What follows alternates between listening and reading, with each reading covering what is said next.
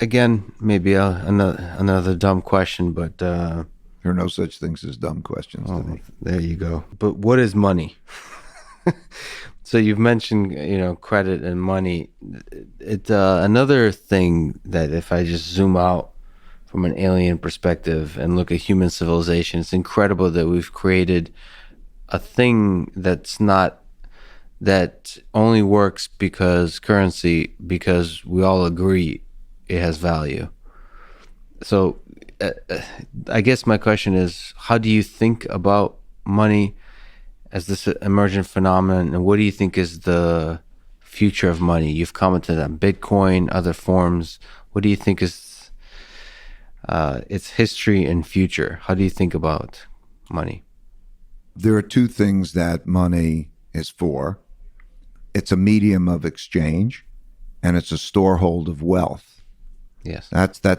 So money, so you could say something's a medium of exchange, and then you could say, is it a storehold of wealth? Okay. So and money is that vehicle that is those things and can be used to pay off your debt. So when you have a debt and you provide it, it pays off your debt. So that's that process.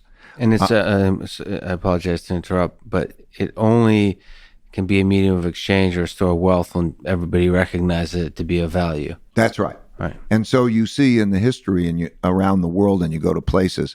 I was in an island in the Pacific in which they had as money these big stones. And literally, they were taking a boat, this big carved stone, and they were taking it from one of the islands to the other, and it sank.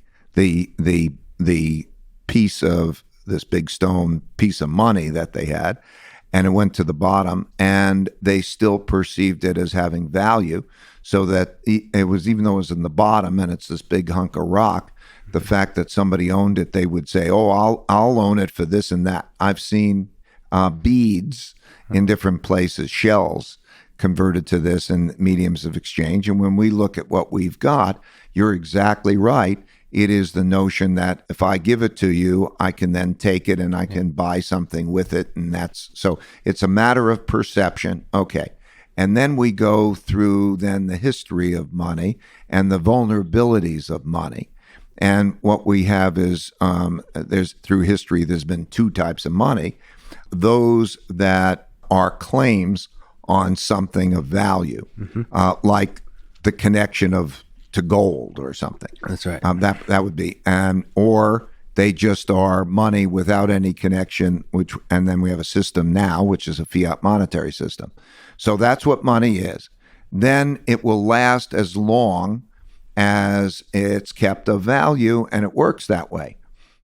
So let's say central banks, when they get in the position of like they owe a lot of money, like we have in the case, it's increasingly the case, and they also are a bind, and they have the printing press to print the money and get out of that, and you have a lot of people might be in that position, then you can print it, and then it could be devalued in there.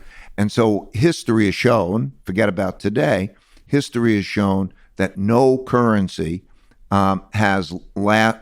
every currency has either ended as being a currency, or devalued as a currency over periods of time, long periods of time. So it evolves and it changes, but everybody needs that medium of exchange, and everybody needs that storehold of wealth. So it keeps changing what is money over a period of time.